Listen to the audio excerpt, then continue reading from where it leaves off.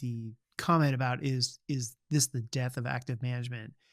If you look at that comment through a soda straw, it's a different perspective than if you look at it over a big period of time. Because Yeah. what you also have to realize that no, I'm going to debate this not because I believe it, but just because there's a perspective here that people need to understand, which is, well, if I just buy the S&P 500 index fund, I'm going to outperform all these active managers. Okay, but the S&P 500 is essentially 10 stocks right now. Right? There's just so much concentration in these 10 stocks that you could make the argument that by indexing, you're actually increasing your risk a lot if there's a market pullback like 2022.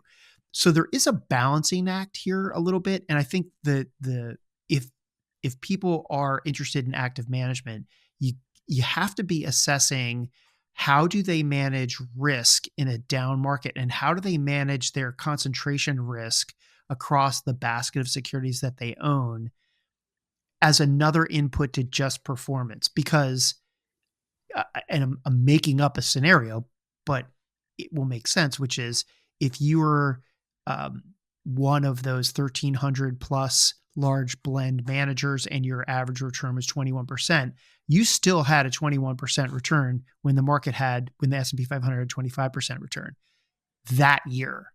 But if those blended active managers had a way bigger or way less concentration risk by having a much bigger, much more broadly diversified portfolio, and the market pulled back 10%, it's possible that you'd be happy you weren't tracking the performance of the index. So there is a balancing act there, and there's no right answer. It's all a gray area that I think it's important for people to understand that it's not just about what the performance return was on an index. It's also how much risk you're taking. Because right now, I think that there's a lot of embedded risk in being in the SPY.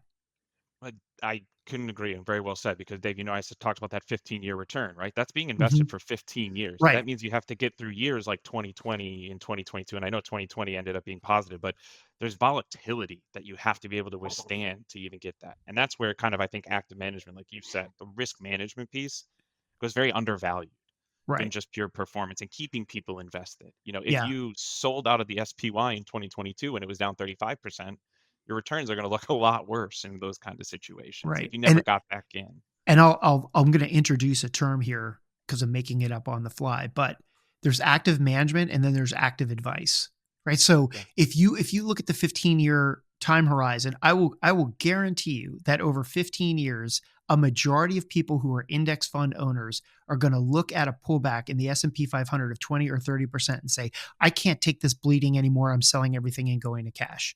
And then they miss some sort of rebound eventually, and they end up doing more damage to their portfolio by not seeking active advice in a passive investment and selling out of it. And then all of a sudden that 21% return looks really good because they only had a 15% return because they tried to time the market and they let their behavior and their emotions get involved in the actual investment decision. Because the S&P 500 is an emotionless device, but your ability to be in it or out of it is not. It's completely controlled by your emotions and behavior.